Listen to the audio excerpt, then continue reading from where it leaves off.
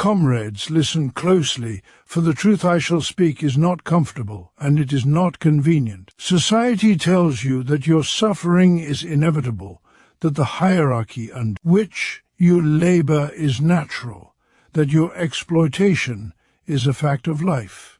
Yet, I tell you this, the system does not fear your anger. It does not tremble at your strikes, your shouts, your momentary resistance. It does not fear chaos or unrest. What it fears, what keeps the halls of power shivering, is your organization. For generations, the rulers have known a secret you have only begun to suspect. Disunity among the oppressed is their most potent weapon. As long as the workers, the peasants, the laborers remain isolated, atomized, and pitted against one another, the structures of capital remain unshaken. But once you organize, once you unite in purpose, the edifice of exploitation begins to crumble. Once the exploited realize their shared interest and collective power, no fortress of wealth, no army of hired enforcers, no legal fiction can withstand the tide of their unity. Observe the world around you. The laborer rises before dawn, toiling not for himself, but for the accumulation of another's wealth. The wages you receive are but a fragment of the value you create. The fruits of your labor are seized, hoarded, and transformed into luxury for the few, while you scrape together the means to survive. Every factory, every office, every field is a testament to a system designed to extract, to alienate, to dominate. And yet, the rulers would have you believe that this is natural, that hierarchy is inevitable, that your subjugation is ordained. This is a lie so deep, so pervasive, that it has seeped into the very language of thought, convincing the oppressed that their chains are blessing. But consider this, the system's fear is not of your discontent, it is of your consciousness. It is not of your fists, but of your minds. It is not of isolated rebellion, but of coordinated action. When the working class recognizes its own strength, when it sees that the wealth it produces is not a gift from the few, but the product of its collective labor, the rulers tremble. They tremble not because you strike once, but because you strike together. They do not fear that you will resist individually. They fear that you will demand collectively.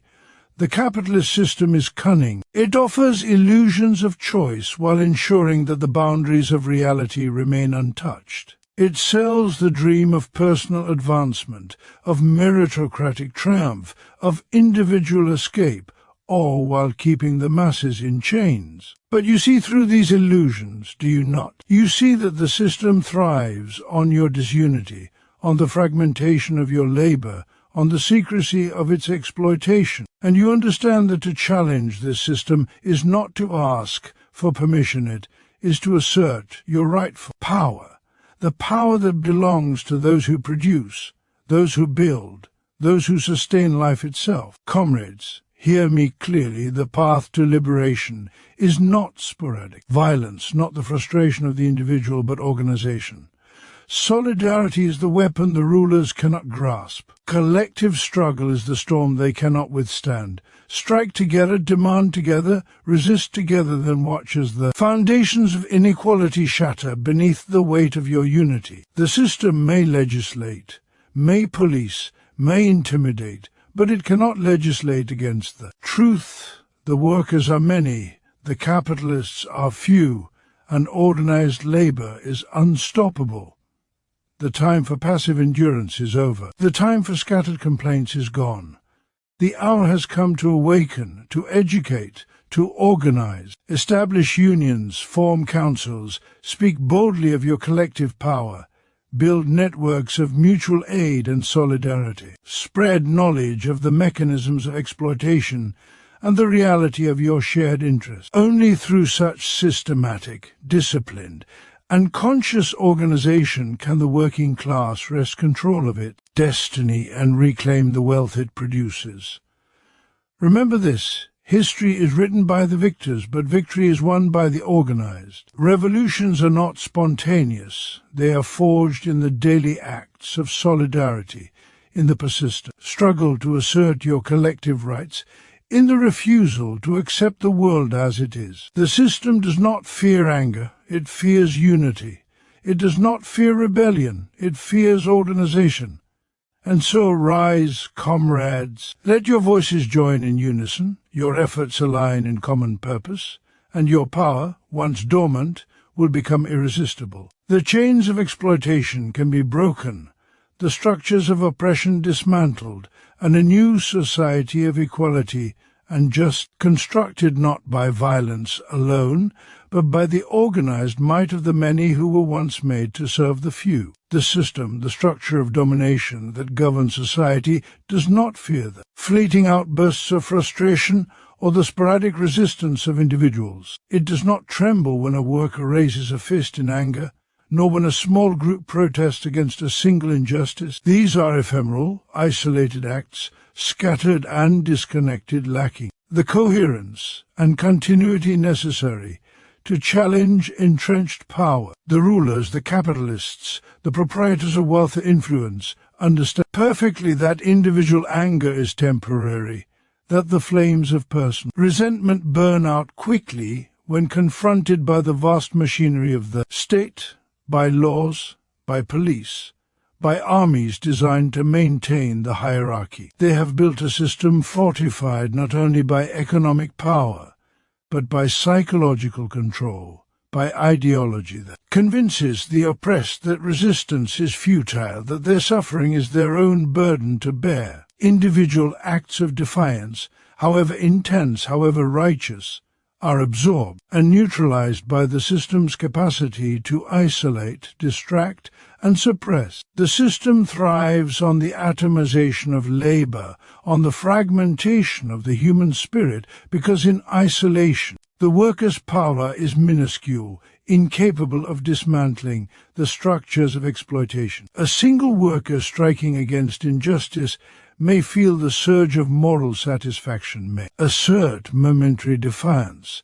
yet the institutions built over centuries remain untouched. The capitalist apparatus continues to function, unthreatened, because power is organized, centralized, and collective. It is not the transient eruption of anger, but the sustained, coordinated action of many that alarms the rulers. When workers organize, they form a network of shared purpose that cannot be ignored, cannot be co-opted by token concessions, cannot be scattered by promises of advancement or pittance. Organized labor transforms individual grievances into a collective force that challenges the very foundation of capitalist control. The moment the working class begins to see itself as a coherent body, a unified entity with common interests, the system experiences fear, not abstract fear, but the concrete fear of its own instability. The rulers know that isolated discontent is harmless.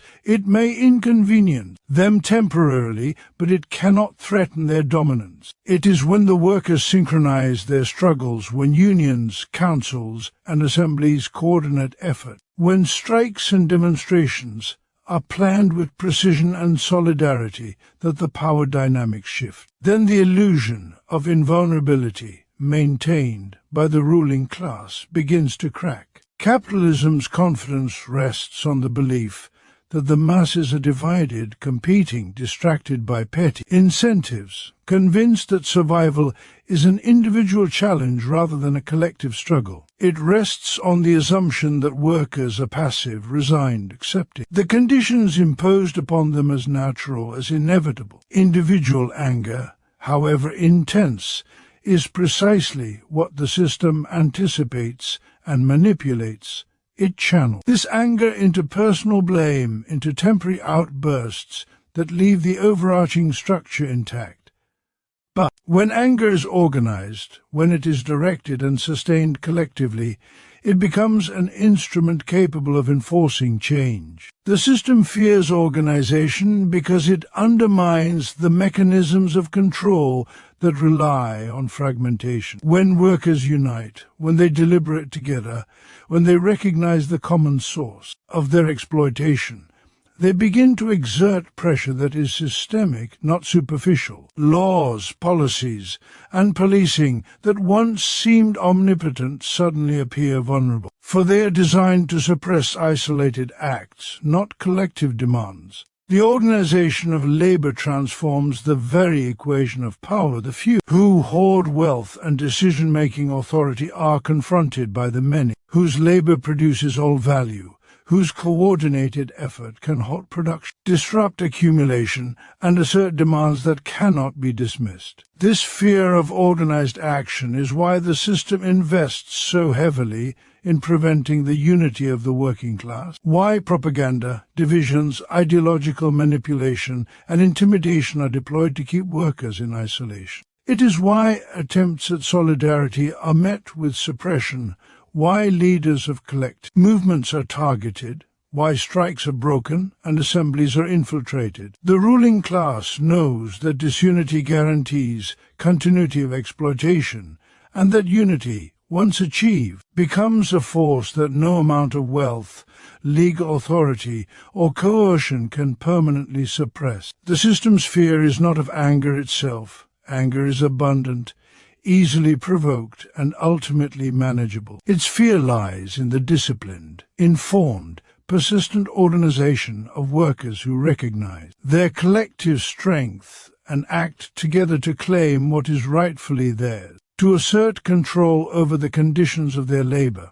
and to demand justice on a scale that threatens the very existence of the structures built to exploit them. Capitalism is not merely an economic system, it is a machine designed to perpetuate inequality, to concentrate wealth in the hands of the few, and to ensure that the labor of the many serves the interests of the few. At its core, capitalism thrives on disunity, alienation, and the systematic exploitation of the working class. The rulers of this system understand a fundamental truth: the strength of the working class lies not in isolated individuals, but in their collective capacity to recognize and assert their power. Therefore, the first task of capitalism is to fragment, to divide, to make the many feel separate from one another, disconnected in their struggles, and blind to their shared condition. From the very moment a child enters the world, the system begins its work, instilling competition, comparison, and hierarchy. Education is often presented as a ladder to personal advancement,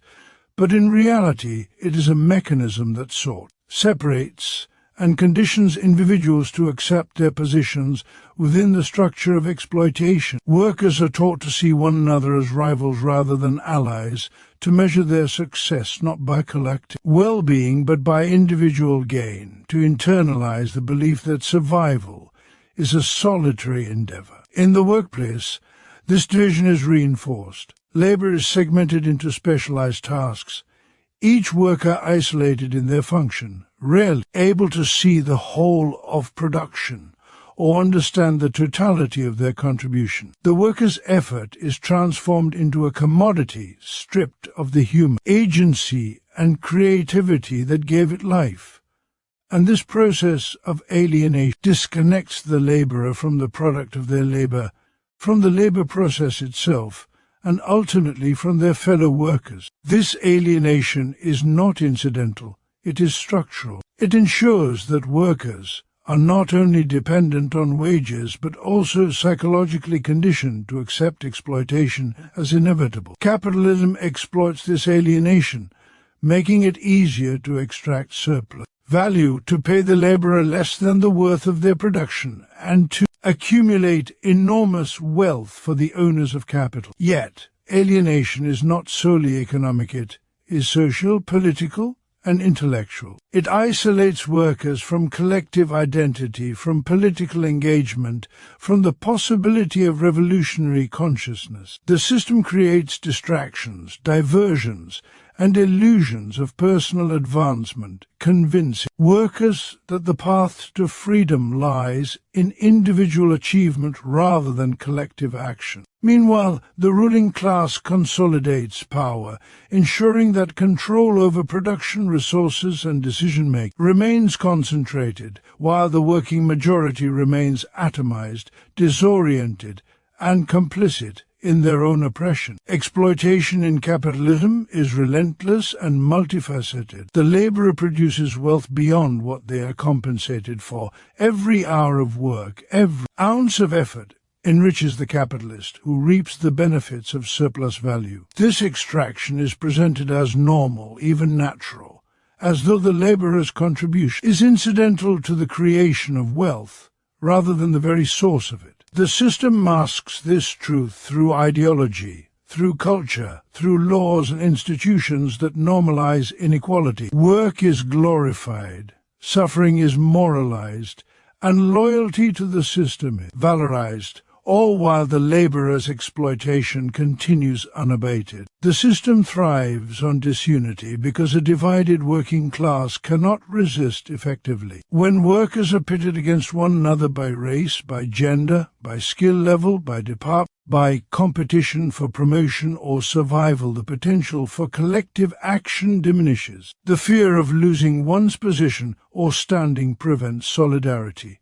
Why? The illusion of individual advancement distracts from systemic injustice. Alienation deepens this divide when workers cannot identify with one another or with the process of production. They fail to recognize the shared nature of their oppression, making organization, resistance, and transformation all the more difficult.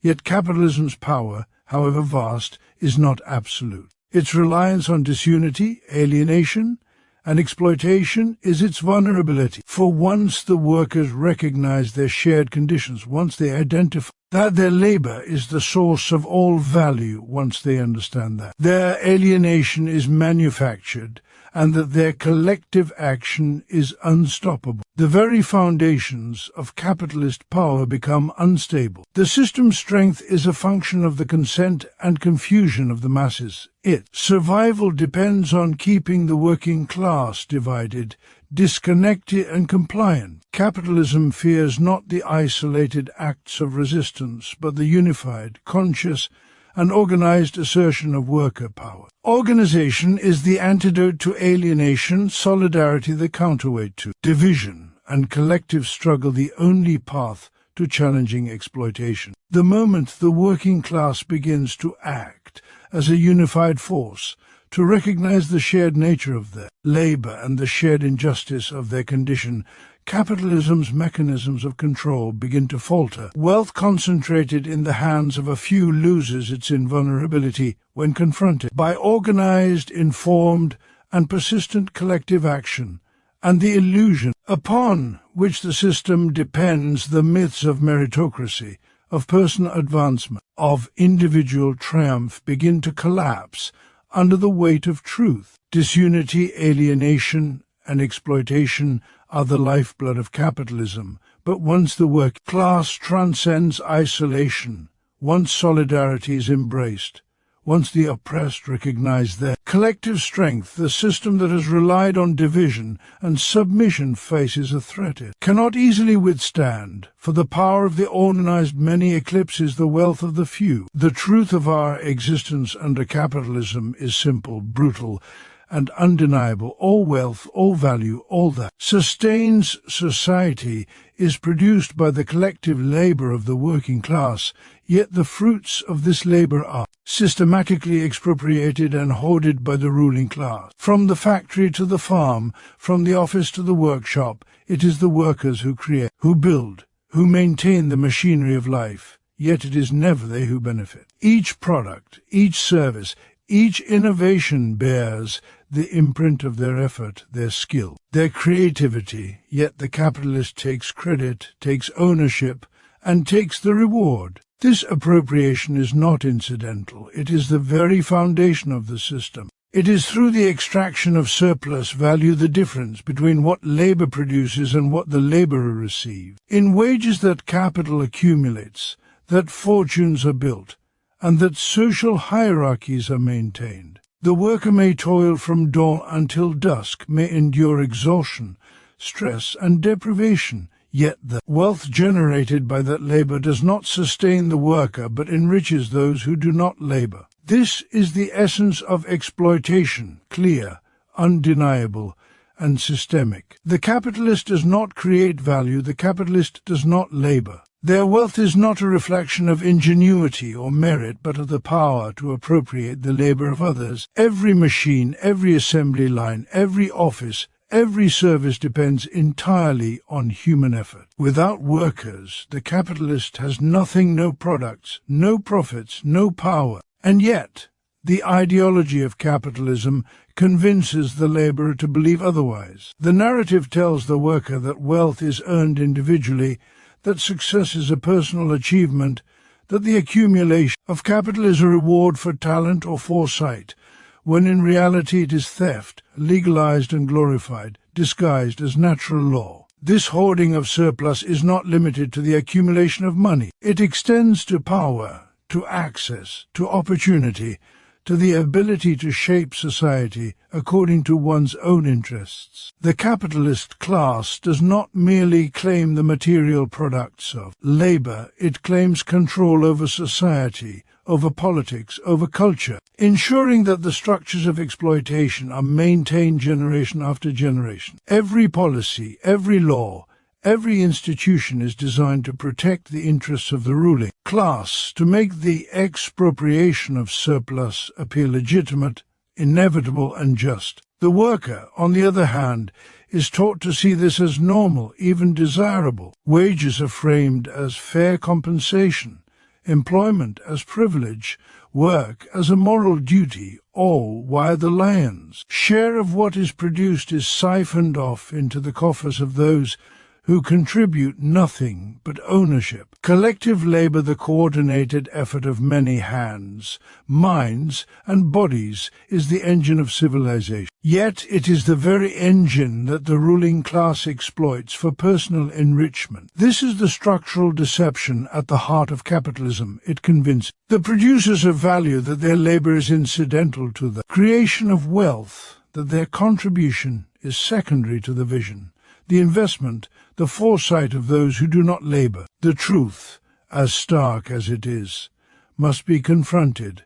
Without the collective effort of workers, there would be no wealth to hoard, no products to sell, no surplus to exploit. Every bridge built, every garment stitched, every meal prepared, every machine operated, all of it is the result of labor. Yet the capitalist claims it as their own. And this expropriation is endless. The workers' labor reproduces not only daily subsistence, but the conditions that allow the capitalist to accumulate further wealth. The system ensures that workers remain dependent, that their labor is necessary but perpetually undercompensated, that surplus is continuously funneled upward, while the majority scrambles for basic necessities. This creates a society divided between those who labor and those who live off labor, a society where the visible wealth of the few is inseparable from the invisible toil of the many. The capitalist class depends on the invisibility of this labor, on the normalization of exploitation, and on the suppression of awareness among workers of their own collective power. For if the working class were to recognize the truth that all value originates in their collective effort, and that the surplus is unjustly seized, the foundation of capitalist authority would tremble. Organization, solidarity, and collective consciousness are the antidotes to this theft. The recognition that the fruits of labor belong to those who labor, that the surplus is the product of collective effort, and not a gift of the few, is the first step toward liberation. Once workers act with awareness, they can reclaim what has been stolen, challenge the structures that enable hoarding, and assert control over the conditions of production. Collective labor is the source of all wealth, yet the system is constructed to deny this fact, to extract, to exploit, to conceal, and to maintain inequality. Understanding this relationship between labor and surplus is not merely intellectual. It is the basis for action, for solidarity, and for revolution. Every strike, every union, every movement that asserts the rights of workers is a direct challenge to the logic of hoarding and expropriation. The ruling class fears nothing more than the workers' understanding that all value originates in their hands, and that organized, collective action can redirect that value back to its rightful creators. True liberation is not a gift bestowed by the powerful, nor is it achieved through fleeting acts of defiance or sporadic resistance. It is not a matter of chance, nor is it the product of individual heroism. True liberation requires education, solidarity, and systematic organization, because the chains that bind the working class are not merely physical, but intellectual, social, and structural. To struggle without understanding is to struggle blindly, to resist without unity is to resist in vain, to act without strategies, to act in futility. Education is the first pillar of liberation. For knowledge is the weapon that exposes the mechanisms of oppression. The capitalist system thrives on ignorance, on the unawareness of the laborers who produce its wealth. Ideology disguises exploitation as fairness, alienation as individuality, and hierarchy as natural order. The worker is told that wages are earned by merit, that obedience is virtue, and that survival is an individual responsibility. These ideas are reinforced through schools, media, and institutions that teach the oppressed to accept their subjugation as normal. To overcome this, the working class must educate itself, must study not only the world as it is presented, but the world as it truly functions. Understanding the relationship between labor and value, the mechanisms by which surplus is expropriated, and the ways in which disunity is cultivated provides the foundation for conscious action. Education reveals that exploitation is not a matter of bad employers or immoral leaders, but a systemic condition inherent in capitalism. It shows that alienation is not a personal failing, but a structural phenomenon, and that liberation is possible only when the workers themselves recognize their power.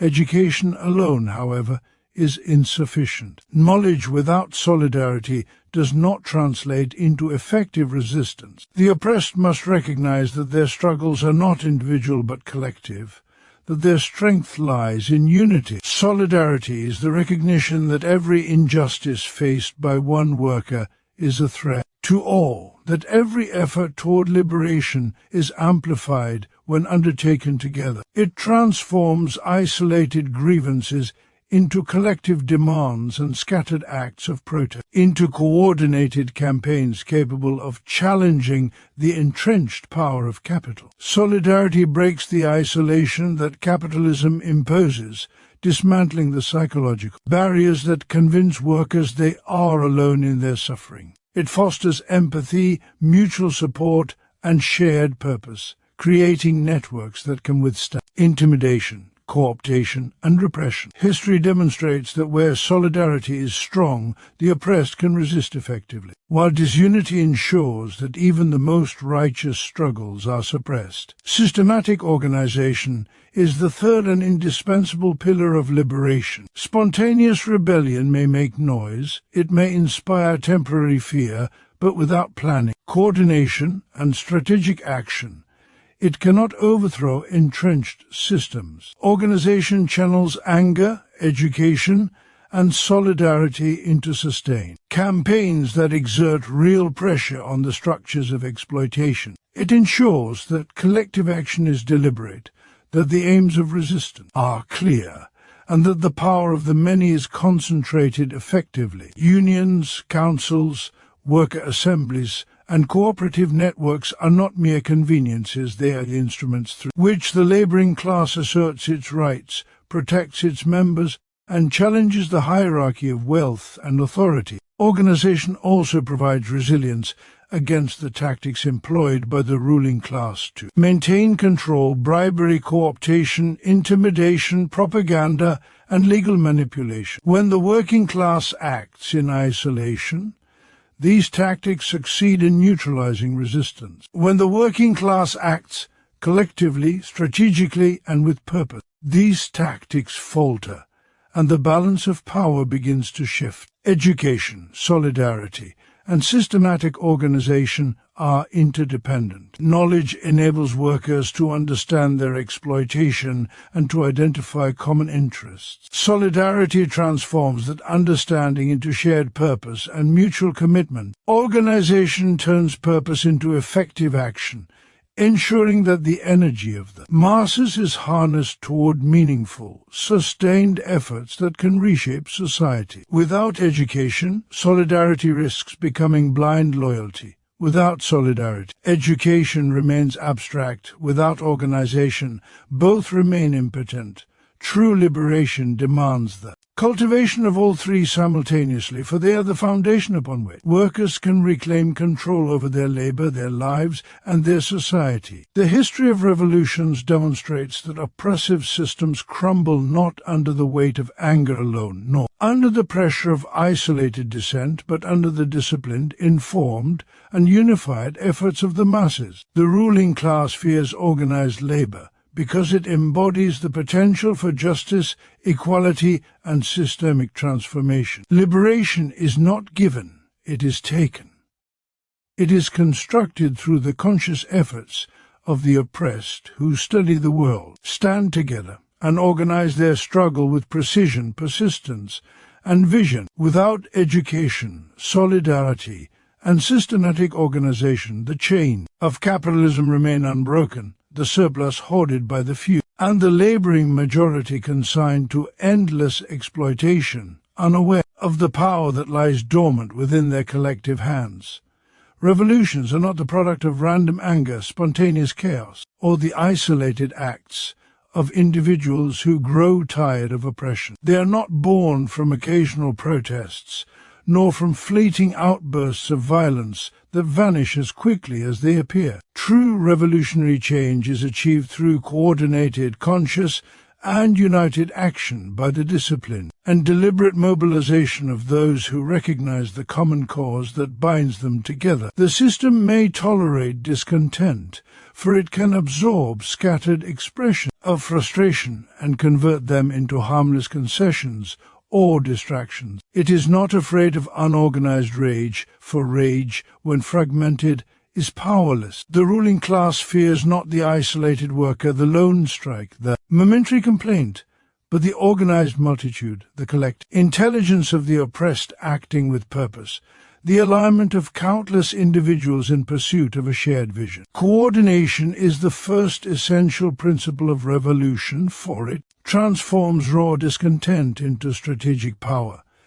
To coordinate is to ensure that effort is multiplied rather than wasted. The actions complement one another rather than cancel each other out, that the energy of the masses is concentrated in directions that challenge the structures of domination effectively. Every strike, every march, every act of resistance gains force when it is part of a larger plan, when it is linked to other struggles, when it is synchronized across time and space. Coordination allows the oppressed to anticipate and counteract the strategies of the ruling class, to protect one another from repression, and to build momentum that cannot easily be broken. Consciousness is the second pillar of revolutionary action, for power without understanding is blind and easily misdirected. Consciousness involves knowing not only what is unjust, but why it is unjust. Understanding the mechanisms by which wealth is accumulated by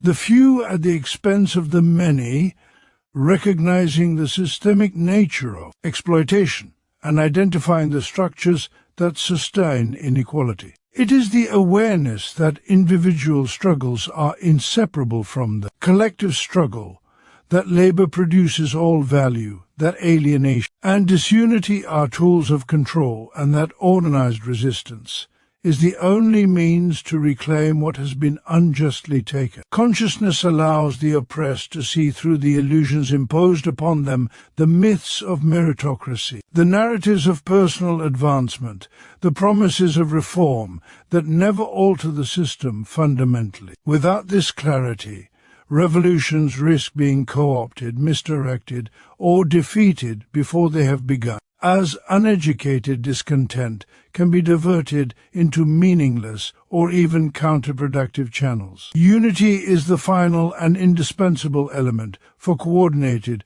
conscious action. Without solidarity is fragile, incomplete, and vulnerable. Unity is the understanding that the liberation of one is inseparable from the liberation of all. That the struggles of workers in one workplace, one town, or one nation are linked to the struggles of workers everywhere. That the collective strength of the masses cannot be fragmented without undermining its power. It is the refusal to be divided by artificial distinctions, race, gender, skill, or origin that the ruling class exploits to maintain dominance. Solidarity ensures that every member of the revolutionary movement supports the others, that resources, knowledge, and protection are shared, and that the movement cannot be isolated, intimidated, or defeated piecemeal. Revolutions require persistence, for oppression is entrenched, and the forces of capital are patient, well-funded, and prepared to crush resistance. Coordinated, conscious, and united action allows the oppressed to sustain pressure over time, to adapt strategies as the situation evolves, and to maintain cohesion even when confronted with violence, legal obstruction, or propaganda designed to break their resolve. History bears witness to the fact that spontaneous uprisings without strategy or solidarity are quickly crushed. Revolutions built on organization, clarity of purpose, and mass unity endure and achieve fundamental change. Every strike, every assembly, every act of collective resistance is a step toward the dismantling of the structures that have long maintained inequality. But only when these steps are connected, informed, and mutually reinforcing do they have the capacity to overturn entrenched systems of exploitation. Revolutions are therefore not accidental, not the result of passion alone, and not achieved through fragmented struggle. They are deliberate, informed, and united acts of the many who recognize their shared condition and act together with strategic purpose. The workers, the oppressed, the exploited must understand that their collective strength is immeasurable, that the wealth they produce belongs to them, and that the power of solidarity can challenge the authority of the few who have hoarded it for centuries. The system may wield armies, police, courts, and laws to maintain the status quo, but it cannot extinguish the coordinated, conscious, and united force of a population determined to reclaim what is rightfully theirs. It is through such organized action that revolutions are made, through the discipline, efforts of a class that refuses to be divided, educated in its own power, and united in purpose, and only through this relentless pursuit can oppression be overturned and a new society of justice, equality, and freedom emerge. Comrades, hear this truth clearly and carry it in your minds. The struggle of the working class is not a matter of chance, nor is it dependent on the whims of the powerful. The system may wield wealth, armies, and laws to maintain its dominion, but it is powerless against the organized, conscious, and united will of the oppressed. It is education that awakens the mind to the realities of exploitation, solidarity that binds individuals into an unbreakable force, and systematic organization that channels collective energy into unstoppable action. Every product of labor, every effort exerted by the masses has been stolen and hoarded by the few, yet this theft is not invincible.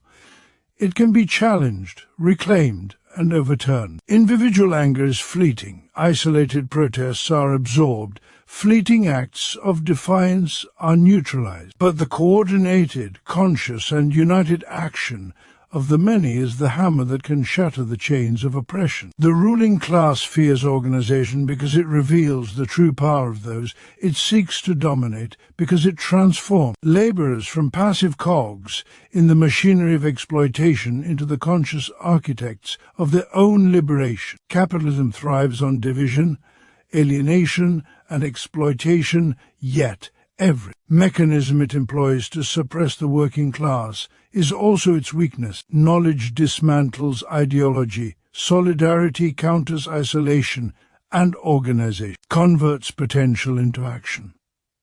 The path to liberation lies not in wishful thinking or scattered rebellion, but in the relentless, disciplined, and informed struggle of the many acting as one. Comrades, it is in our collective hands to reclaim the value we produce, to seize control over our labor and our lives, and to construct a society founded upon equality, justice, and freedom. The system does not fear our anger. It does not fear our complaints. It does not fear our isolated acts. It fears our unity, our consciousness, our organization. Rise, organize, educate, and stand together, for only through the discipline and united effort of the oppressed can we overthrow exploitation, dismantle the structures of oppression, and build a world in which labor is honored, wealth is shared, and humanity is liberated.